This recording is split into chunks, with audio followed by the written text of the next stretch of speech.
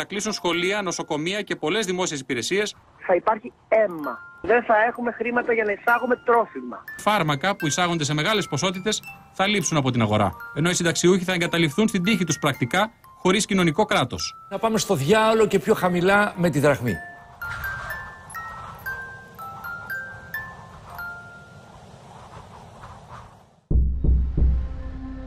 Για 7 χρόνια μας απειλούν ότι η έξοδος από την Ευρωζώνη θα φέρει την ολοκληρωτική καταστροφή.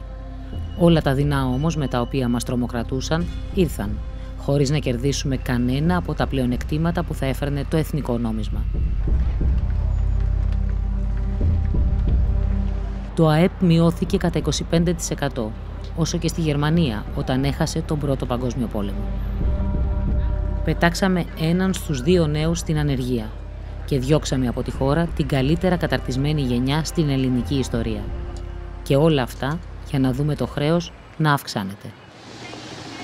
Μέχρι σήμερα πολλοί μίλησαν για έξοδο από το ευρώ. Πώς θα γίνει όμως πρακτικά αυτό? Πώς θα ξαναβάλουμε μπροστά τη βιομηχανική και αγροτική παραγωγή μας? Για πρώτη φορά, μια πρωτοβουλία επιστημόνων από πολλές ευρωπαϊκές χώρες καταθέτει μια σαφή, δύσκολη αλλά ρεαλιστική λύση.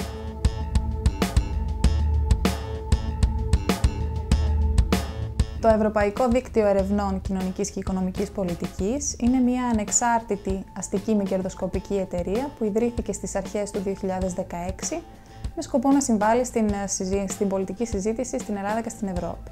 Το δίκτυο φέρνει σε επαφή σειρά οργανώσεων και πανεπιστημίων σε πολλές χώρες της Ευρώπης, στην Ισπανία, τη Γαλλία, την Αγγλία και φυσικά στην Ελλάδα. Αντιληφθήκαμε και διότι πραγματικά δεν υπήρχε ένα σχέδιο καταστρωμένο το οποίο να οδηγούσε με απλά αλλά λογικά βήματα σε μία διέξοδο από αυτή την κρίση. Στις αρχές του 2017, το Ευρωπαϊκό Δίκτυο Ερευνών Κοινωνικής και Οικονομικής Πολιτικής παρουσιάζει μια ολοκληρωμένη μελέτη. Εξηγεί το ρόλο που έπαιξε το κοινό νόμισμα στην κρίση, αλλά και τα δομικά προβλήματα της ελληνικής οικονομίας. Κυρίως όμως, καταθέτει συγκεκριμένες προτάσεις για πολλούς τομείς της οικονομίας.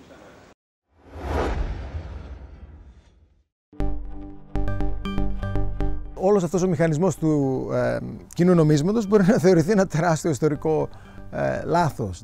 Έχει οδηγήσει σε οικονομική ασφυξία μια σειρά χωρών της Ευρώπης και χωρών ισχυρών, όχι μόνο περιφερειακών ή τέλος πάντων μικρότερων χωρών.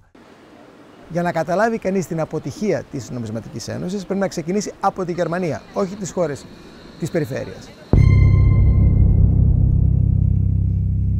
Πάγωμα των μισθών λοιπόν, το οποίο έδωσε ένα γιγαντιαίο ανταγωνιστικό πλεονέκτημα στη Γερμανία εντός της Νομισματικής Ένωσης και την έκανε κυρίαρχο. Αυτό είναι και το ανταγωνιστικό θαύμα της Γερμανίας έναντι των υπολείπων. Βρέθηκε όμως σε πολύ ανταγωνιστικά πεδία στο θέμα των μισθών.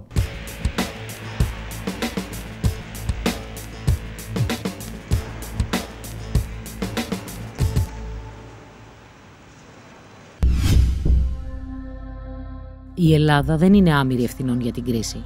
Αντιμετώπιζε ήδη τεράστια δομικά προβλήματα. Είχε στραφεί σε προϊόντα και υπηρεσίες που δεν ήταν ανταγωνιστικά και ποτέ δεν θέλησε να φορολογήσει τους πλούσιους και όσους φοροδιαφεύγουν. Μέσα στην Ευρωζώνη όμως τα προβλήματα γιγαντώθηκαν, καθώς μια μικρή, αδύναμη οικονομία κλήθηκε να συνυπάρξει με μεγαθύρια όπως η Γερμανία.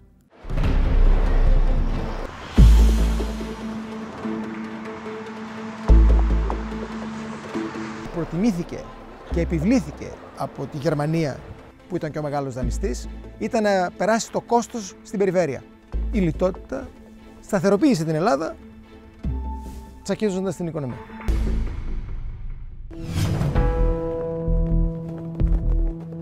Το πρώτο και απαραίτητο βήμα για τη χώρα μας σήμερα είναι η άρση της λιτότητας. Δεν πρόκειται περί ηθικού προτάγματος, ότι είναι καλό για τους φτωχούς κτλ. Είναι απολύτως απαραίτητο για την οικονομία. Εμείς λοιπόν προτείνουμε μια σειρά κλάδων προς τους οποίους πρέπει να στραφεί η τόνωση της ζήτησης. Η κλάδη αυτή είναι κλάδη υπηρεσιών.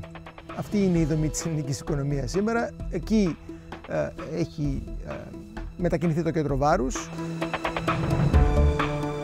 Αυτή η πολιτική από μόνη της δεν θα μας λύσει το δομικό πρόβλημα της ελληνικής οικονομίας, το οποίο είναι πρόβλημα τόνωσης των υπηρεσιών και υποχώρησης της βιομηχανίας. Υπάρχουν εξαιρετικές ιδέες και προτάσεις που σε μεγάλο βαθμό προέρχονται και από τους εργαζόμενους. Χαρακτηριστική περίπτωση αποτελεί η κλωστοεφαντουργία στην περιοχή της Συμμαθίας. Υπάρχουν προτάσεις σήμερα, μετά τον όλεθρο των τελευταίων ετών, ακριβώς για μια τέτοια καθετοποίηση, η οποία θα ξεκινάει, θα παίρνει το βαμβάκι από τον κάμπο της Μακεδονίας και θα το στέλνει στις αμερικανικές αγορές.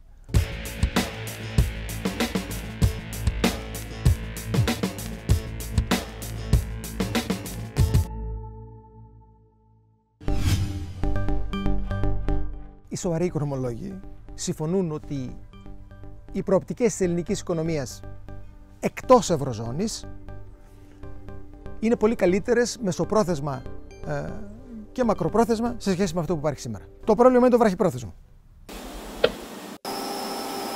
Δεν είναι τόσο μεγάλο το ζήτημα του πώς θα έχουμε νέα χαρτονομίσματα σε χρήση από τους πολλούς.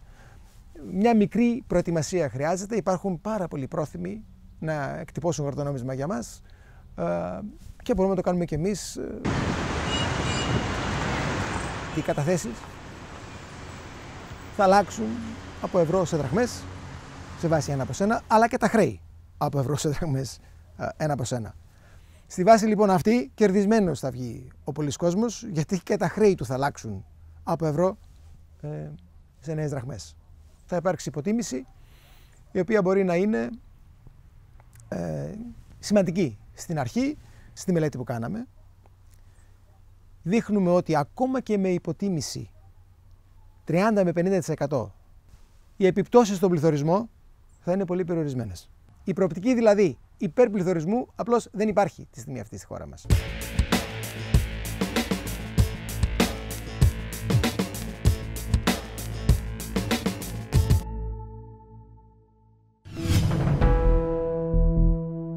Το δεύτερο πρόβλημα είναι το πρόβλημα των τραπεζών. Η χαίνουσα πληγή της ελληνικής οικονομίας.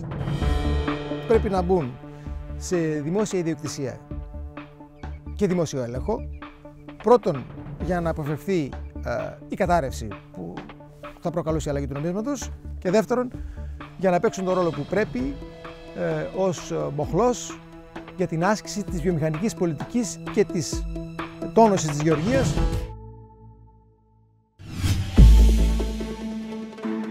Στα φάρμακα η Ελλάδα έχει ήδη πολύ καλή κάλυψη. Υπάρχουν ορισμένες κατηγορίες φαρμάκων που θα πρέπει να συνεχίσουν να εισάγονται και μάλιστα με άμεση πίεση για ανθρώπους όπως οι διαβητικοί, όπως οι καρκινοπαθείς και ούτω καθεξής. Εκεί θα χρειαστεί απλώς μία ιεράρχηση των εισαγωγών. Η Ελλάδα έχει επαρκή κάλυψη για την ενέργεια, καταναλώνει λιγνίτη σε μεγάλο βαθμό. Αυτό ακριβώς σημαίνει βάζουμε πλάτη στο πώς χρησιμοποιούμε δηλαδή το αυτοκίνητο και τα άλλα μέσα για να μπορέσουμε να αντιμετωπίσουμε τη δύσκολη πρώτη περίοδο. Πράγμα το οποίο επ' ευκαιρία έτσι κι αλλιώς γίνεται και έχει γίνει τελευταία χρόνια, γιατί ο κόσμος δεν έχει χρήματα να αγοράσει βενζίνη. Στα τρόφιμα. Δεν τίθεται θέμα φυσικά πείνας. Θα χρειαστεί μια ιεράρχηση των τροφίμων, καταρχήν. Όσες φορές έχω αναφέρει την λέξη ιεράρχηση, αμέσως πετάγονται οι διάφοροι καλοθελητές και μιλούν για δελτίο, μιλούν για πείνα και ούτω καθεξής. Δεν υπάρχει τέτοιο θέμα.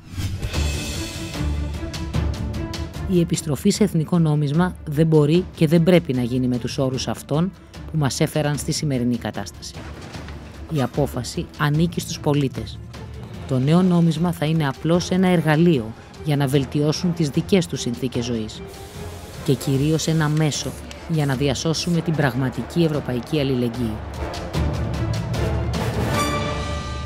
Η αλλαγή του νομίσματος δεν έχει καμία σχέση με το κλείσιμο των συνόρων, με την απομόνωση της χώρας, με τη μετατροπή της Βόρεια Κορέα ή και τα διάφορα άλλα εφάνταστα τα οποία λένε οι διάφοροι καλοθελητές των μνημονίων. Δεν έχει καμία σχέση επίσης με τη Βενεζουέλα. Ποτέ δεν κατάλαβα γιατί η αλλαγή του νομίσματος πρέπει να εξισώνεται με τη Βενεζουέλα. Ο Φάντης με το ρετσινόλαδο. Τι σχέση έχει το ένα με το άλλο? Το σχέδιο της εξόδου από την Ευρωζώνη είναι ένα ευρωπαϊκό σχέδιο. Είναι μια έξοδος από τον καπιταλισμό. Από τον ακραίο και σκληρό καπιταλισμό. Δεν είναι μια έξοδος από την ευρωπαϊκή οικογένεια.